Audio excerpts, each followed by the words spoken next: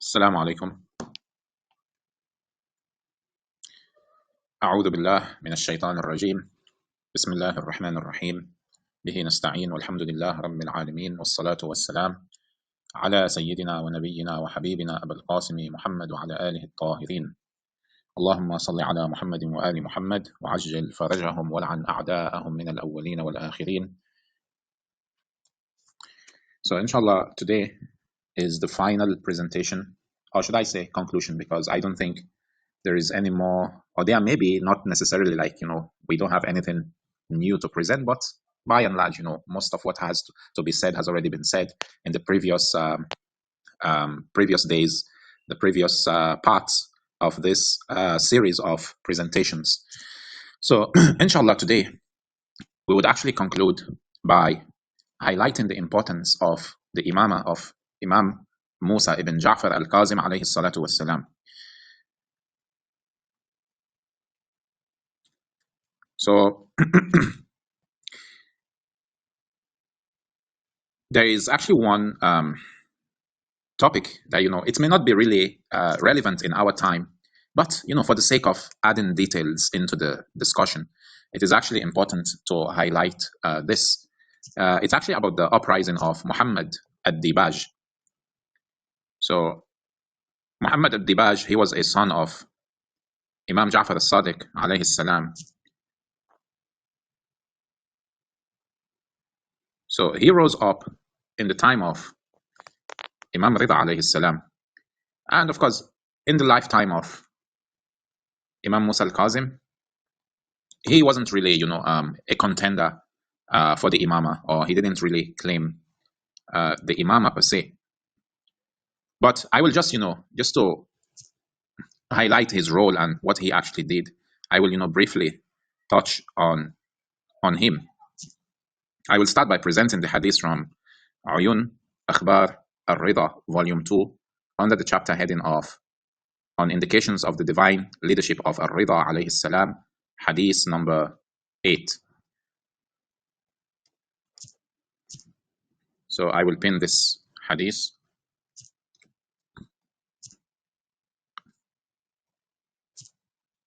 So this hadith, on the authority of Ishaq ibn Musa, he narrated, said, when my uncle Muhammad ibn Ja'far revolted in Mecca and invited the people towards himself, he was called the commander of the faithful, and the people had pledged allegiance to him. Al-Rida alayhi salam and I went to see him and told him, O uncle, do not refute your father and brother. This rule of yours will not last. The Imam alayhi salam, that is Imam Rida alayhi salam, said this and departed along with me for Medina. A short time later, Al-Jaludi went there and fought with him and defeated him. He asked, that's ad-Dibaj, Muhammad ibn Ja'far ad-Dibaj asked for immunity. He wore a black garment, climbed up the pulpit, and dethroned himself, saying, this rule is that of Al-Ma'mun. I have no rights to it. He then left there to go to Khurasan, but he died in Gurgan, northern Iran, or the north of Iran. Now, based on this narration, there is something actually I would pick from this narration. And the thing I would pick here is the fact that Muhammad ad-Dibaj, he was a brother of Imam Musa al-Kazem alayhi salam, and the Imam of his time was Imam Rida alayhi salam. So Imam Rida was his nephew, and he was the Imam. Now, Muhammad al-Dibaj, he was the son of Imam Ja'far al-Sadiq, but this actually happened in the time of Al-Ma'mun. What you will notice here is Al-Ma'mun himself gave importance to Imam al-Rida alayhi salam because it was evident that the Shia of that time, they followed Imam Rida alayhi salam, with the exception of the Waqifiyya, who had their own story and their inclination for money. That's how their existence came, and eventually, they faded out of existence. They went into extinction. But based on this narration, what we can pick out is the fact that this son of Imam Ja'far al-Sadiq, who actually rose up, eventually, after he was defeated, he was given immunity, he climbed the pulpit, and, he said this rule belongs to Al-Ma'mun and all that. But you see, even the approach of Imam Rida alayhi salam, this is the approach of an Imam, telling his uncle, giving him a prophecy, saying, oh, you know this, what you're doing, this is not going to, it's not going to materialize. Don't waste your time, in other words. He said, this rule of yours will not last. It's a prophecy. And if you go back in history, it is similar to how Imam Baqir alayhi salam dealt with the Banu Umayyah. And also when Zayd al-Shahid, even though his revolution was legitimate, but, Imam Baqir alayhi salam, gave a prophecy about the fact that, Zayd al-Shahid would eventually, be killed. So based on this narration, it's so evident that even the tyrants, they actually knew the possessors of the command. In other words, the Ul al-Amr, who the Ul al-Amr were.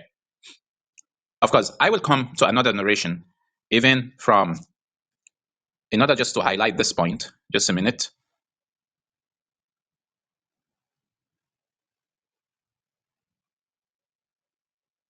I will pin a hadith from volume 1, from Uyun, Akhbar al-Rida alayhi salam, under the chapter heading of on the traditions about Musa ibn Ja'far alayhi salam, Harun al-Rashid, and Musa ibn al-Mahdi.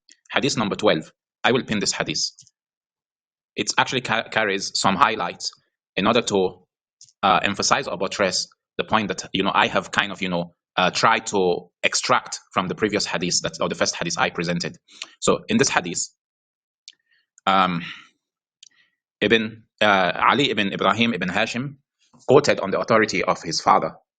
He said, I always loved the members of the holy household, that's the Ahlul Bayt alayhimus salam, but used to express my hatred for them in the presence of Harun al-Rashid in order to get closer to him. When al-Rashid went on the Hajj, on the pilgrimage, Muhammad, al-Qasim, and I accompanied him. When he was in Medina, he gave permission for the people to come see him. The last person to come was Musa ibn Ja'far alayhi salam. When al-Rashid saw him, he moved and stared at the Imam alayhi salam until he reached the room in which al-Rashid was. When he got closer, al-Rashid kneeled down, hugged him, and looking at him said, "O Abul Hasan, how are you? And how is your wife? And how is your father's wife? How are you? How are you doing?" He kept asking him such questions, and the Imam kept saying, "Fine, fine." When he stood up, al-Rashid got up. Abul Hasan alayhi salam, Imam Kazem, insisted that he remain seated and hugged him. Then he greeted him and said, "Farewell." Al-Ma'mun said, "I was more daring than my brothers in the presence of my father. When Abul Hasan, Musa ibn Ja'far, departed, I told my father, O commander of the faithful, you treated this man in such a way that you never treated any one of the descendants of the immigrants, the helpers, or the Hashmites. Who was this man?" Harun said, "O my son, this is the inheritor of the knowledge of the prophets. This is Musa ibn Ja'far. If you want correct knowledge, he has it." Al-Ma'mun said, "From then on, their love was rooted in my heart." Yani, even the Taghi, the tyrant, he knew that this man, he was the Imam. He knew this. And in one of the narrations, he was even asked, like this man, who he is and all that, pious and everything. Why are you treating him like this? He said, "I wished it wasn't the case." This is what Harun al-Rashid, I mentioned, I think, this narration in one of the presentations. So he said, "I wished this was not the case." Now, if you look at the wording, the expression, he said, this is the inheritor of the knowledge of the prophets. He said, he said, "Ya bani hadha warithu ilm al-nabiyyin." He is the inheritor of the knowledge of the prophets. هذا موسى بن جعفر بن محمد.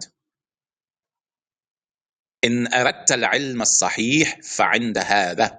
He's the inheritor of the knowledge of the prophets. If you want correct knowledge, it is with him. And then Al-Ma'mun, who As-Suyuti, for example, described, that, he had some inclinations for Tashayyu'. Al-Ma'mun, what did he say? He said, "From this day onwards, I developed love for them." This is just to clarify the position of Imam Musa al-Kazem alayhi salam, even in the eyes of his enemies.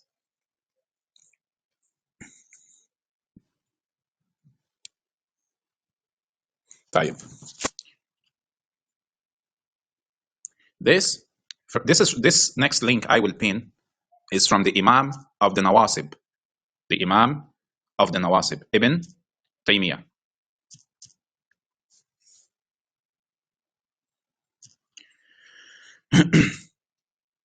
This is from Minhaj al-Sunnah al-Nabawiyya Ibn Taymiyyah, volume number 4, page 12. He said about Imam al-Kazem alayhi salam,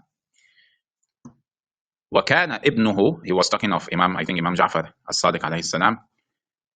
He went on to say, وَكَانَ ابْنُهُ مُوسَى الْكَاظِمِ يُدْعَى بِالْعَبْدِ الصَّالِحِ وَكَانَ أَعْبَدَ أَهْلِ زَمَانِهِ يَقُومُ اللَّيْلَ وَيَصُومُ النَّهَارِ. He said, and his son was Musa al-Kazim alayhi salam. He was known as al-Abd al-Salih, the righteous servant. He used to be the most pious or the most worshipping in his time. This is our Imam. This is a quality of the Imam. You remember, for example, the stories of prophets generally very prayerful and all that. He said he used to be al-Abd al-Salih. He used to be known for his worship. He was the most worshipping of Allah in his time. يقوم الليل, he used to rise up in the night, ويصوم النهار, and he used to fast in the daytime. وسمي الكاظم لأنه كان إذا بلغه عن, next page, عن أحد شيء بعث إليه بمال.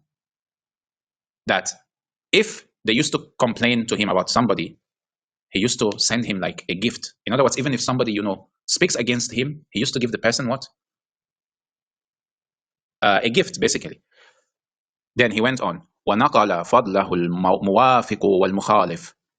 He said, his fadl, his merits, have been mentioned by the muwafiq, those who agree with him, wal-mukhalif, and those who disagreed with him.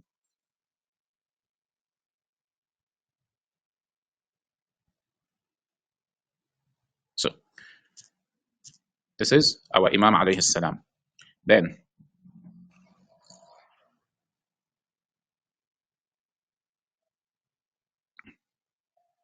we come to the Imam of the Hanabila, the Imam of the Wahhabis, Ahmad ibn Hanbal.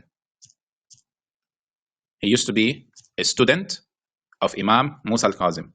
Popularly we know Abu Hanifa was, one of the students of Imam Sadiq alayhi salam. He gained knowledge from the Imam. Now you have Imam Musa al-Kazim. He was the teacher of Abu Ahmad ibn Hanbal.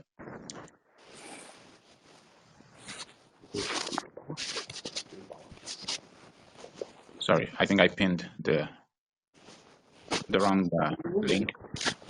I will pin. Let me just change the link a minute.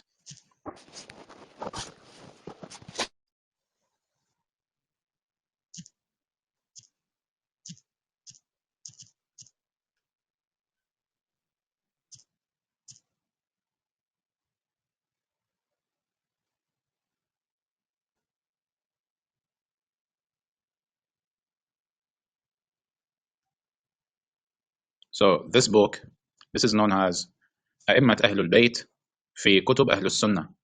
So the Imams of the Ahlul Bayt in the books of Ahlul Sunnah. Hikmat al-Rahma, volume 1, page 271. Sorry, I will come back to Ahmad ibn Hanbal, but since I've pinned this, I think this is also mentioned, just a minute. This is, about Ahmad ibn Hanbal, number 2.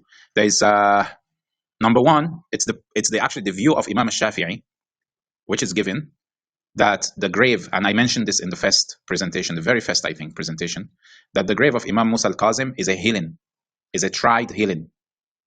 This is what al-Shafi'i said. Then the second person is Ahmad ibn Hanbal.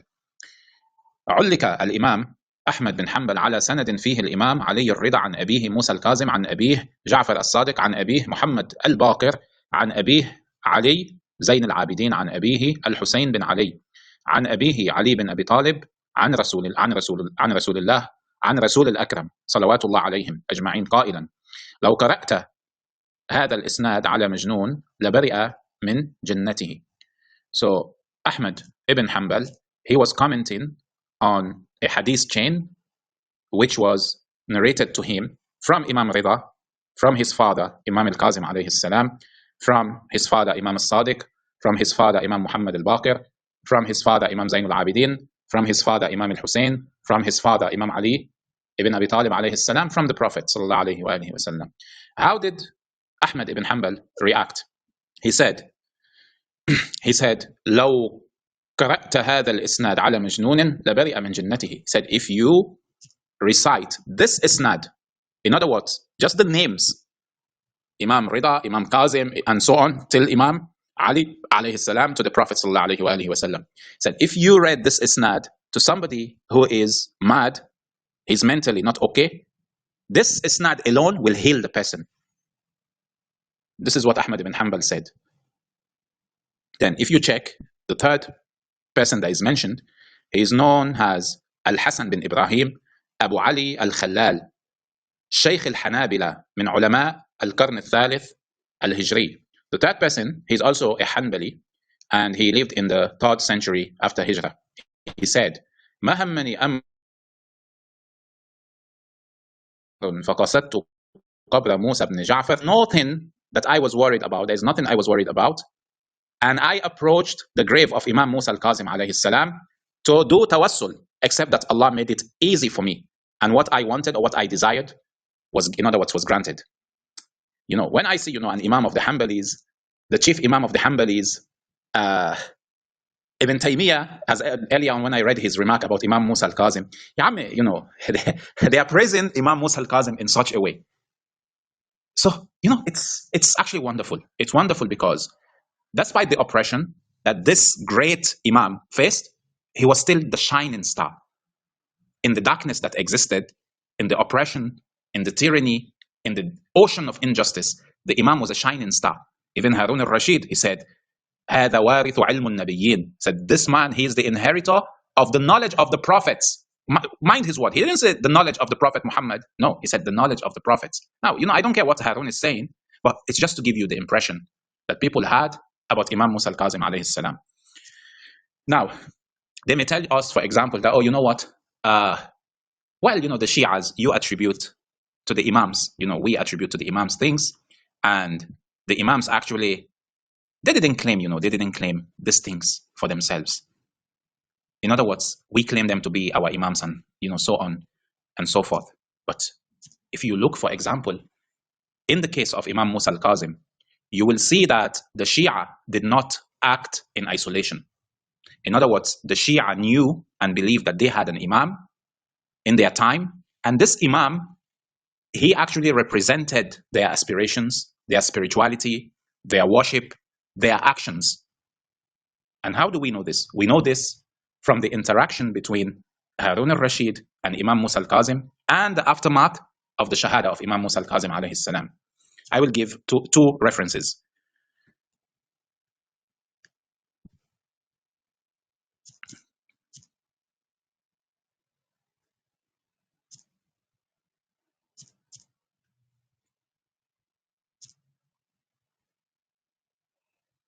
This is the first one from Bihar al-Anwar, volume 48, page 156.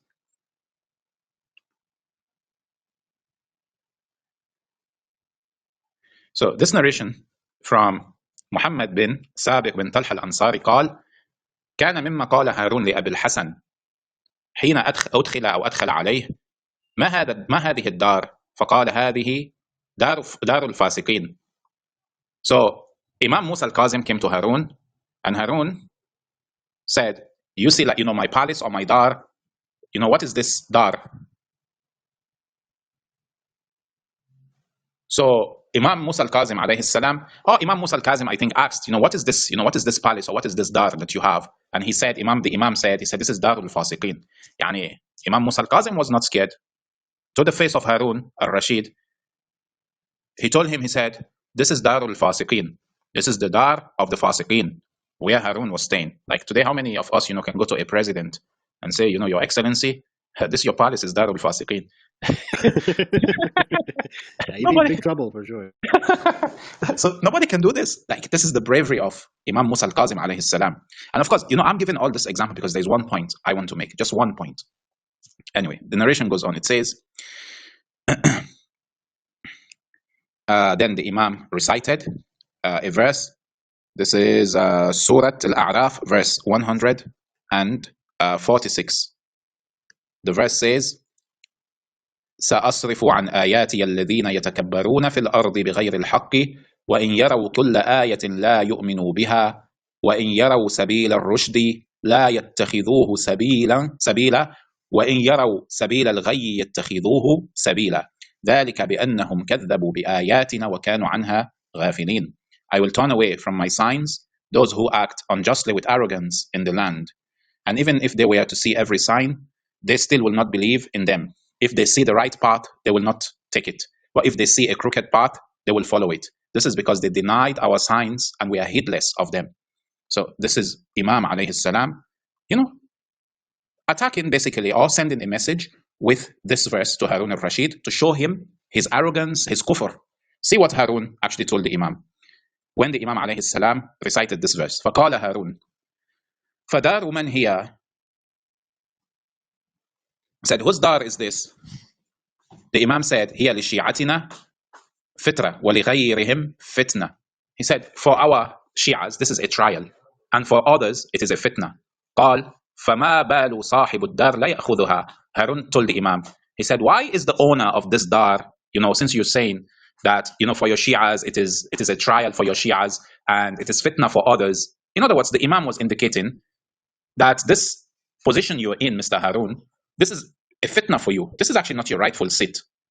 So Harun, because he was a shaitan, what did he tell the Imam? He said, why is the owner of this dar, he means the Imam, why don't you take it? In other words, he's trying to belittle the capability of the Imam. See what the Imam told him. He said, أخذت فقال أخذت منه عامرة ولا يأخذها إلا معمورة. He said, this, in other words, the command was taken. He's talking from the beginning, in other words, from the time of Rasulullah sallallahu alayhi wa alihi. He said it was taken built. ولا يأخذها إلا أخذت منه عامرة ولا يأخذها إلا معمورة. And it will only be returned when it is constructed. Perhaps, in the time of Imam Mahdi alayhi salam. That's perhaps the indication here. قال فأين شيعتك فقرأ أبو الحسن. So Harun said, where are your Shias, to take this? In other words, like, why don't you take this command? Abu al-Hasan alayhi salam recited, لم يكن الذين كفروا من أهل الكتاب والمشركين منفكين حتى تأتيهم البينة. This is from Surah Al-Bayyinah, verse 1.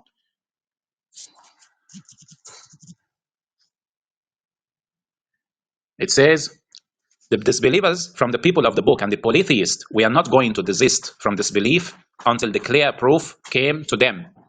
Another message sent by the Imam here. So,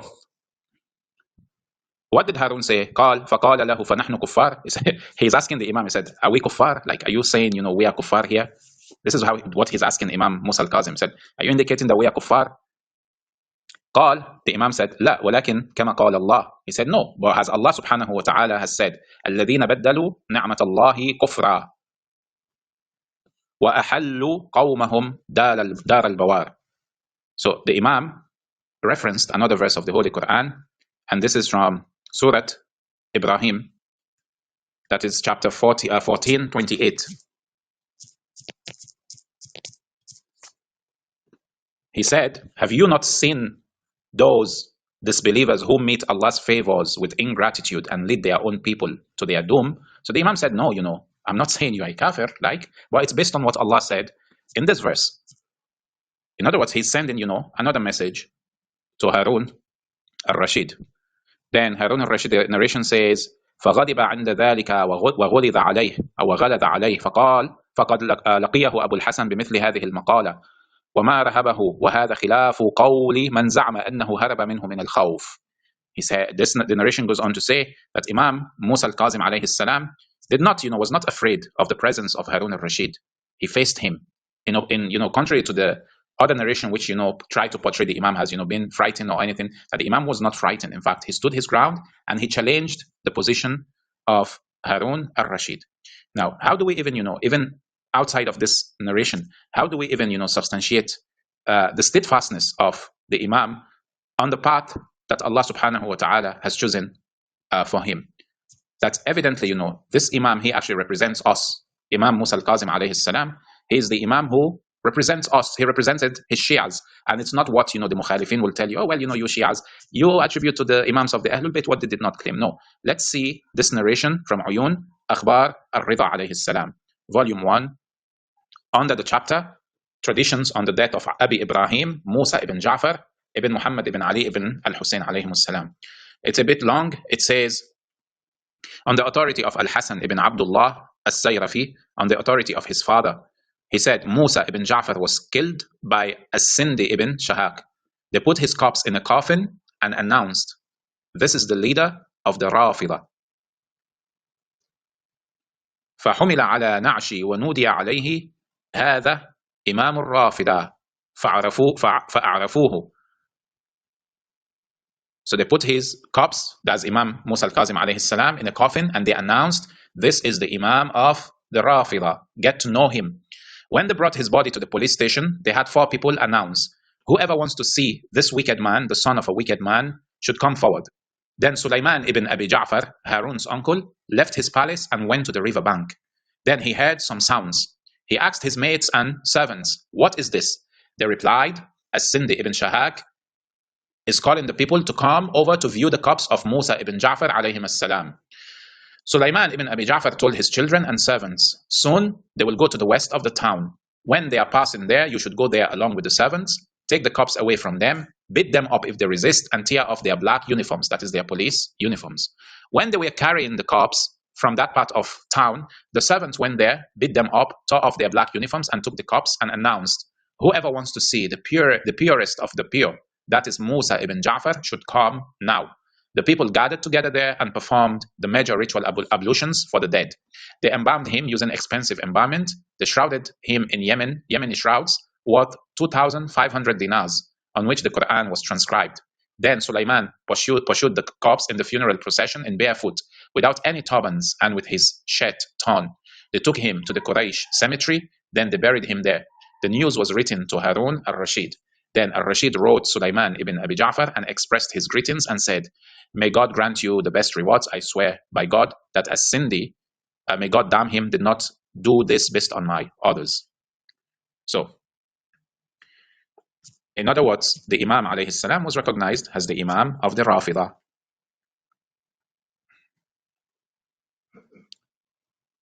Now, there is actually a link, an interesting story, whereby once Ahmad ibn Hanbal, he actually came to Imam Musa al-Kazem alayhi salam to ask, to learn from the Imam, and in the process, this is from Al-Kuna wal-Alqab of Sheikh Abbas al-Qummi, volume 1, page 269.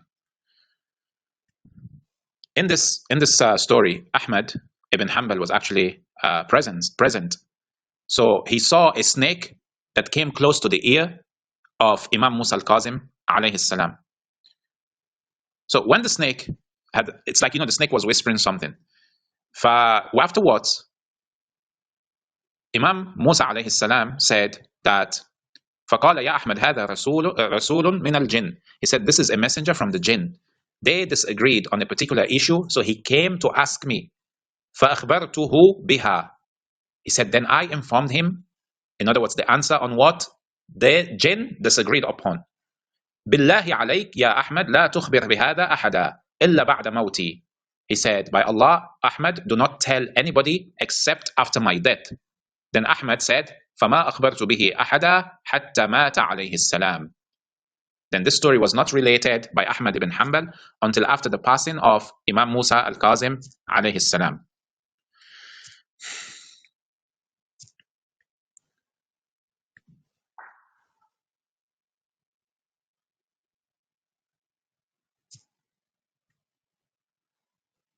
So now, the importance of actually, knowing these stories or mentioning the stories, the miracles, the words of his enemies, how he was described and everything.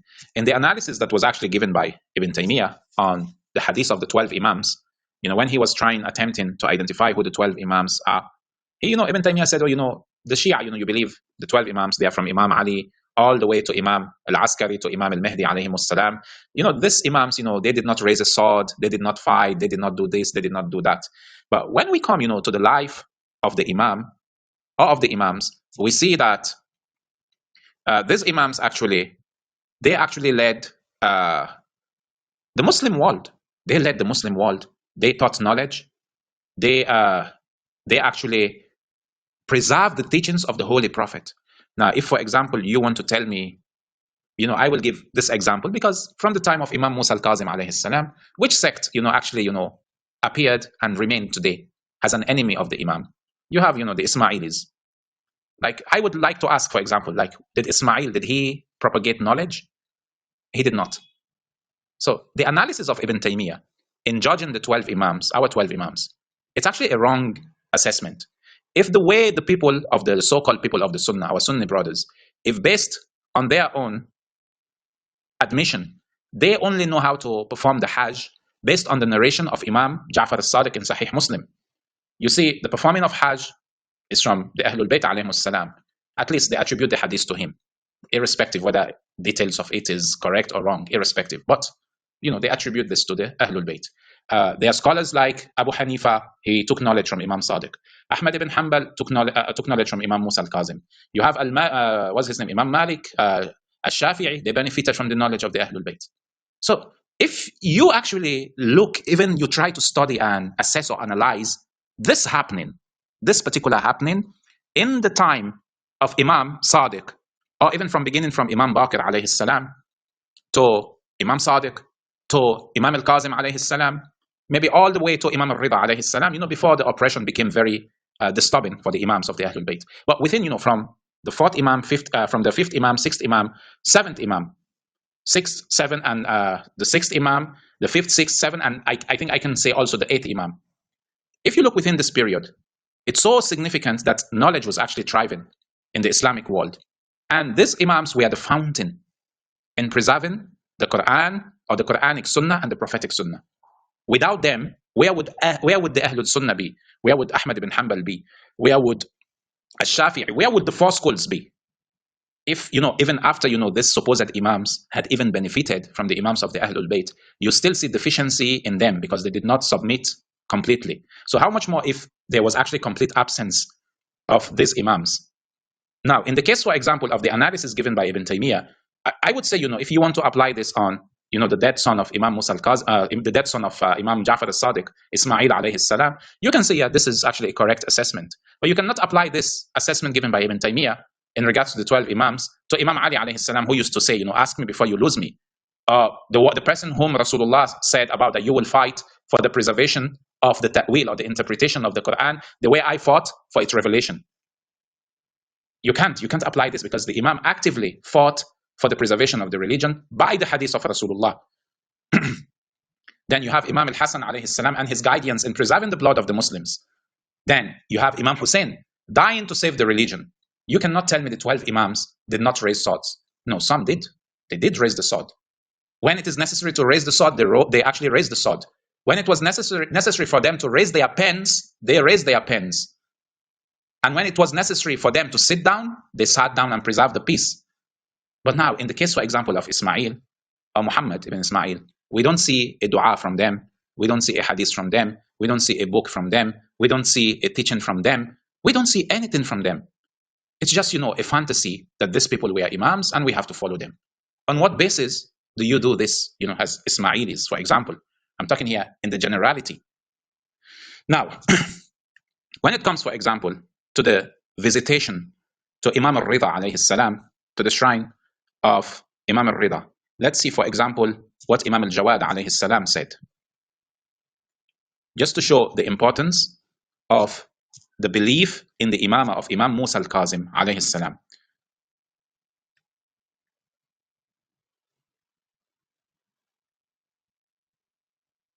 So Ali ibn Ibrahim has narrated from his father, from Ali ibn Mahziyar, who has said the following. This is from Al-Kafi, volume 4, under the chapter Excellence and Virtue of visiting Abu al-Hasan al-Rida alayhi salam. That is visiting Imam Rida alayhi salam.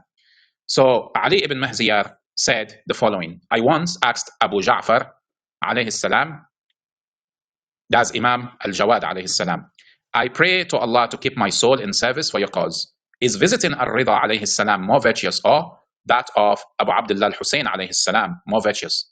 The Imam al-Jawad alayhi salam said, visiting my father, that is Imam Rida, is more virtuous. He said it is more virtuous to visit Imam Rida alayhi salam than to visit Imam al-Hussein. Why did he say this? He said all people visit Abu Abdullah al-Hussein alayhi salam, but only very special people of our followers visit my father. Now, if you go, for example, during the ziyarah to Karbala, you're among the Zanadika, for example, you have a sect, the Bora from India. the Bora, they actually go to Iraq. They visit Imam Hussein, they visit Imam Ali. But they don't go to Kazimiyya to visit Imam Musa al-Kazim and Imam al-Jawad. They don't go to Samurra to visit Imam al-Askari and Imam al-Hadi. And, there's even been, talk that they even, insult the Imams. So now you don't see this Zanadiqa going to Iraq to visit Imam Musa al-Kazim. But when you go to Mashhad in Iran to visit the grave of Imam Ali al-Rida alayhi salam, this is something that not everybody who call themselves Shia do. There is more fadl.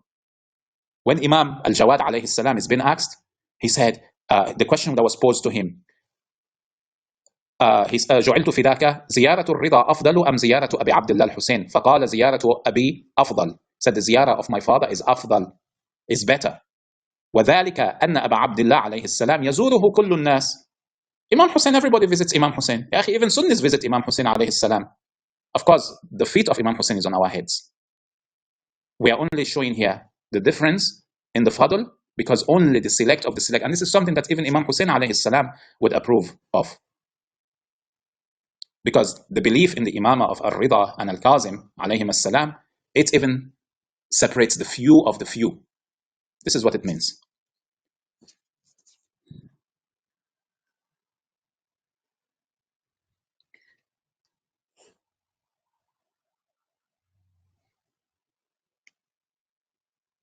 So another point also, in the life of Imam Musa al-Kazim alayhi salam, the Shias actually faced a phenomenon, and that was getting to live and face their affairs in the absence of the Imam alayhi salam.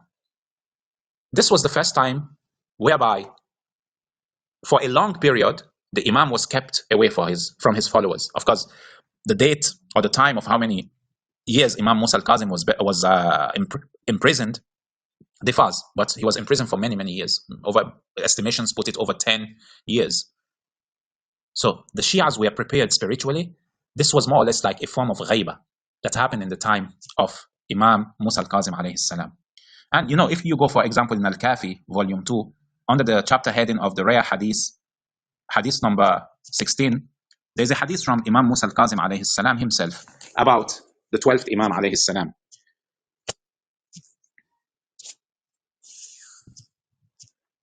He said, Muhammad ibn Abu Nasr has said the following. Once Abu al-Hasan alayhi salam, sorry, I pinned the wrong link here.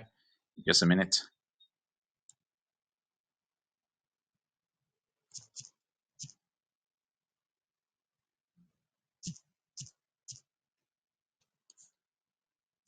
This is from Kamal al-Din wa Tamam al-Ni'mah of Sheikh al-Saduq, volume 1, page 389.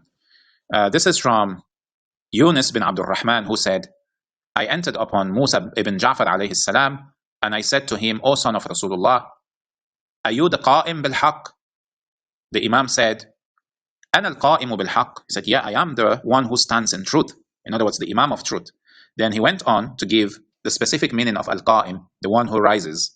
ولكن القائم الذي يطهر الأرض من أعداء الله عز وجل ويملأها عدلا كما ملئت جورا وظلما هو الخامس من ولدي. He said, but the Imam with whom or through whom Allah subhanahu wa ta'ala will purify the earth from his enemies, and he will fill it up with justice the way it was filled up with tyranny and oppression, he is the fifth from my descendants, from my progeny. له غيبة يطول, and he has a ghaiba that will be prolonged, in fear over himself, and many people will actually apostatize. يرتد فيها أقوام ويثبت فيها آخرون, and many people will actually turn back, they will apostatize, and others will actually establish their iman or their faith. This is about the ghaiba of Imam al-Mahdi that has been actually narrated by Imam al-Kazim alayhi salam. There's actually a saying from Imam Ali alayhi salam that حق يضر خير من باطل يسر. The truth which affects you is better than the falsehood which benefits you. We've, for example, seen, certain brothers, newcomers who were previously Sunnis on this app. They've been influenced by certain Ismailis on this. They've been misled. Ismailis, not even the Boras, who still, have some semblance of Islam in their religion. The truth has to be said. You have the Aga Khanis, for example. There's really none. There's like, what semblance of Islam do they have in them? The religion is basically destroyed in their path. Through all, imaginative fantasies that will from it, all in a bid, to escape from the obligations of the deen. So you have certain, brothers, they were Sunnis and they became Shia, they were affected. And alhamdulillah, one of them, he came, he was 12er from, he was Sunni, became 12er, Shia, and then he was affected, influenced or misled by certain Ismailis. Alhamdulillah, it did not take 1 week. He discovered the truth and he returned.